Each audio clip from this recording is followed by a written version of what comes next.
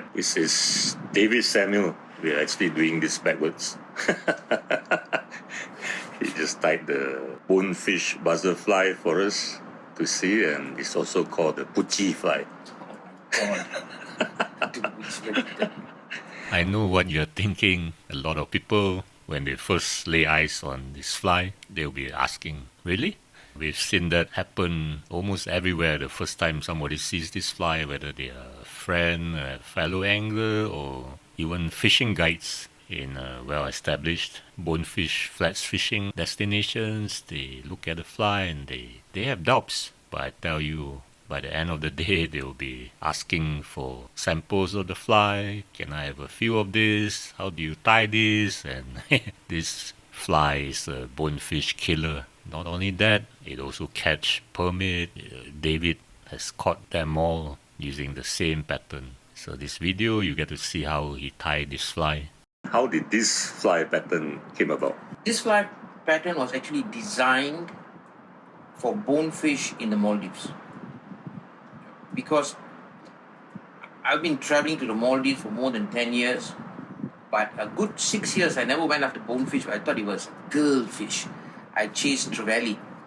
When I finally started hooking bonefish, I didn't like all the patterns that they were putting out there. They were too bushy, just too much materials. I think the people who tie these flies feel that, they want to get their money's worth, putting on more material on it or something. But my travels to the seashell, now to Cocos Island, confirms that this fly, when tied sparse like this, is a killer on permit and as well as bonefish. Actually, it's tied very much smaller. Use the number 8 hook or something. Yeah, I remember those, the ones that you use in the Maldives. Tiny. But then that was designed only for bonefish. But then I suddenly realized that anything that's crawling the flats, swimming around in flats, they're going to pick it up. And I've been successful with all kinds. I just want to go to the flats, tie on one fly, and that's it. First recipe is in this fly is glass of wine. That's the first thing you're gonna get. To keep them calm, steady hands. This is a haram fly. Right. We're tying the bonefish buzzer, also known as the puchi. I'm using SS15 number 1. This is for you, Tim. SS15 number 1. Why? Because SS15 number 1 is stronger than 20 pounds, may even be stronger than 30 pounds. So it's a pretty strong hook. If you're fishing for bonefish more than 30 pounds, you're weird. Alright, I'll just snap that in. Okay, I'll put this thread on. I'm using sample fly, the thin, this thing called Nano Slick Silk 300. Alright, here we go. Let's start this fly off.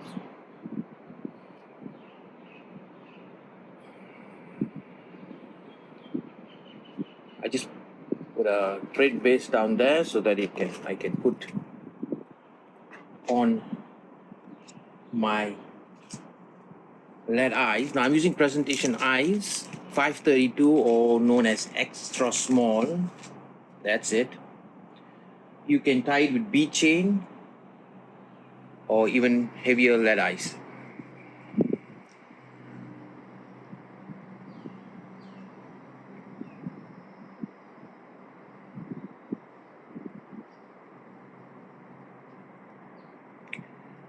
Okay, just give a small portion in front for me to tie on the collar. Right. Now, this is the boring part, the part I hate the most. Because whenever you put this lead eyes to hook, what happens is that it moves rather easily during the fishing. So I'm going to put in some epoxy. I know you can use super glue. You can use a whole host of other things. But since I got the epoxy, I haven't finished it. I'm going to finish this fly using the epoxy. You use epoxy on the eyes every time you tie a fly, or? Every time.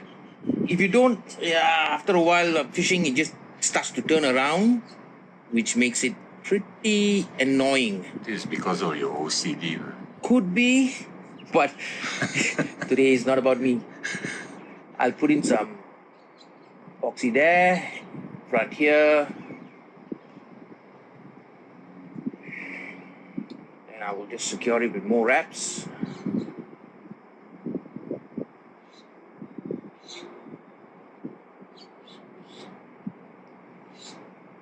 Okay, I don't bother for the epoxy to wait for the epoxy to dry. That's pretty cool. Now, next thing, Marabu. Chico Fernandez told me about Marabu in salt water, and I think it's brilliant. This fan is going to be a real problem. So as you can see, I've been peeling the Marabu off the stem. This is woolly bugger Marabu. I'm just going to take about a pinch, which is about that much.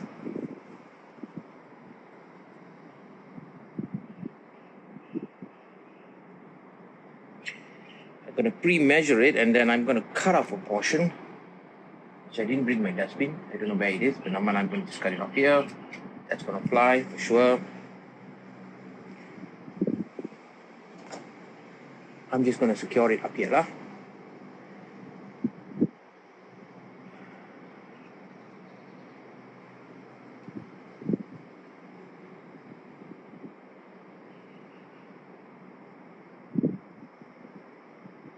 I'm going to go down the bend so that when this fly sits on the ground, it's pointing up.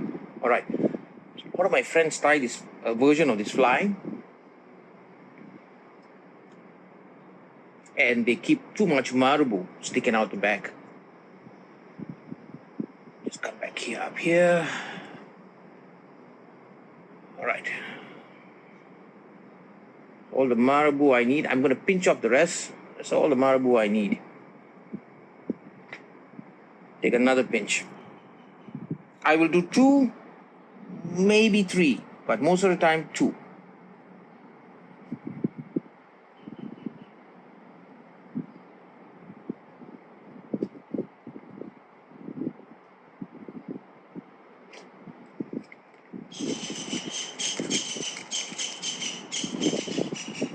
As you can hear, we're actually in the jungle now. Yep. Let's get that going. Put that in.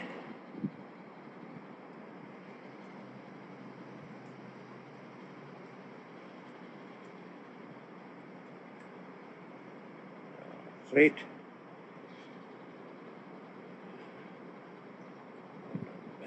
All right, let's go back up.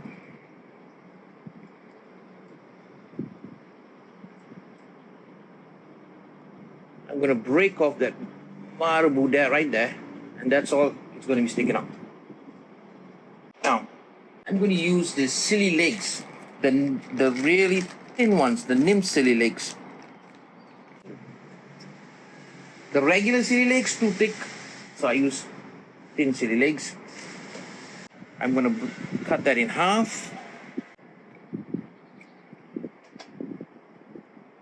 I'm going to tie in on one side.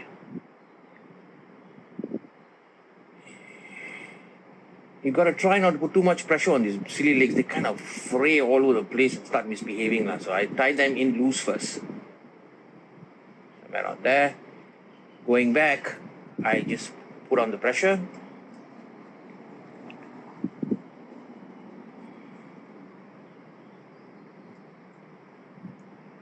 Let's do it the other side.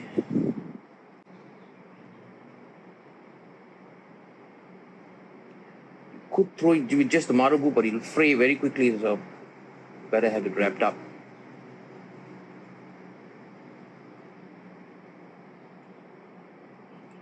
Right to the edge.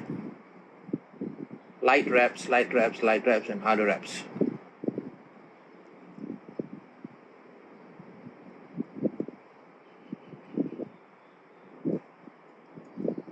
Done. 2 little tentacles sticking off the side there. I'm going to wrap all this up with sparkle braid. Very thin braid. I like this. It's pretty.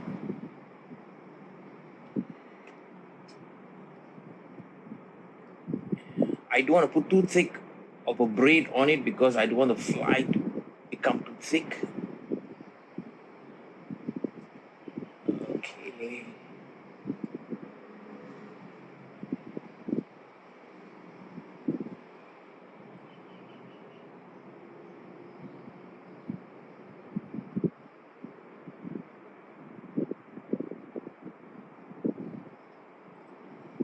Right. Back. Just and that off there. Now we got to start wrapping this.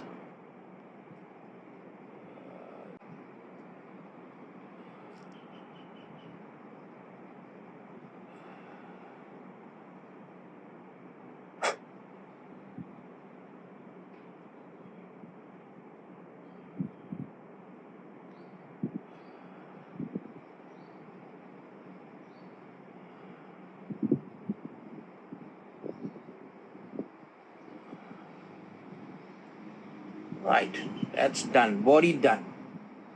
Only thing to finish up this fly now is the collar.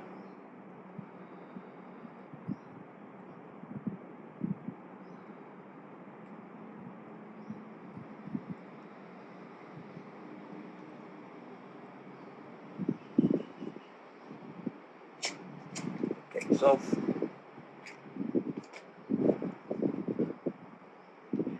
what did I forget to bring? The collar.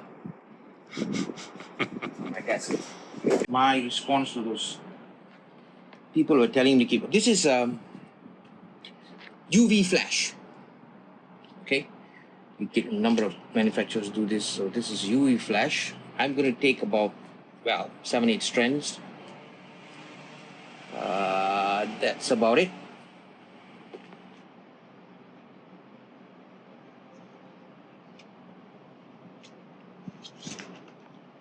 What I'm going to do is shove it in the middle. It's going to rain. Right there. Tie it down. And then I go across to the eyes that way and this way. Tie it down. So that it behaves itself, stays in the middle. So I'm going to cut it off. Where the hook touches the material, that's where I'm going to cut it off. I'll repeat that.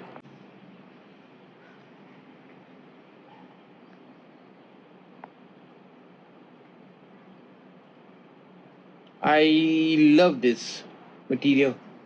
A lot of confidence in it.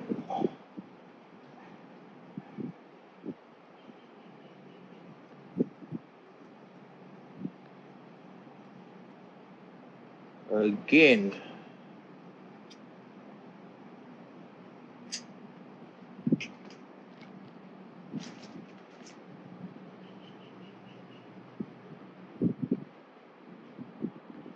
You know what? The fly is done. Not exactly, but what I'm going to do is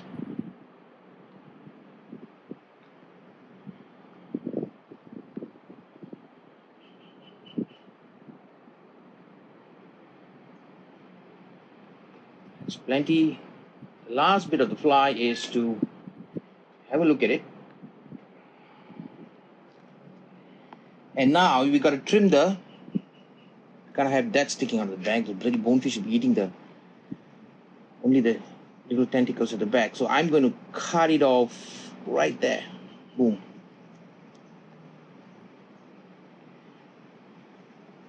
And that is my version of the bonefish buzzer. I'm actually using this particular fly for bonefish. It's got permit on it. A lot of lutangets picked up from on the bottom. So let us show the materials. This is my UV flash. Alright. Got a real mix sorted bags of marabou, and I'm going to be using stuff like white for the tail. It's all dark colors, huh? And of course, don't forget pink and chartreuse. We have chartreuse there. And that's all woolly bugger marabou. Silly legs in the nymph version. Alright? I like the barred versions, not that the bonefish minds, but I just feel good about it. Then presentation eyes. You can use any eyes. Probably this fly is overweighted. You don't need such a heavy weight because there's hardly any material on it. So you can tie it with a V chain as well. So I'm using 532, you can use smaller. But the important thing is that the fly is stable because there is a wide area that it rests upon, and then it's got a third area at the back. So that's what keeps the fly stable always that way. SS15 number 1, personally I will tie with SS15 number 2. But SS15 number 1 will handle anything on the flats. It's got a breaking strain I think it's more than 30 pounds, so it's a pretty strong hook. Hey, wait a minute, where's that? Yes. Sparkle bread. You can use any other wrap. The thing is that it's got to be thin and it doesn't build up bulk. So is this the only color you use? Have you tried other colors before? I tie in chartreuse, pink, white. I stay away from the darker colors like olives and red and stuff like that because I don't think they belong on the flats. So it's usually pink, sand, white and chartreuse.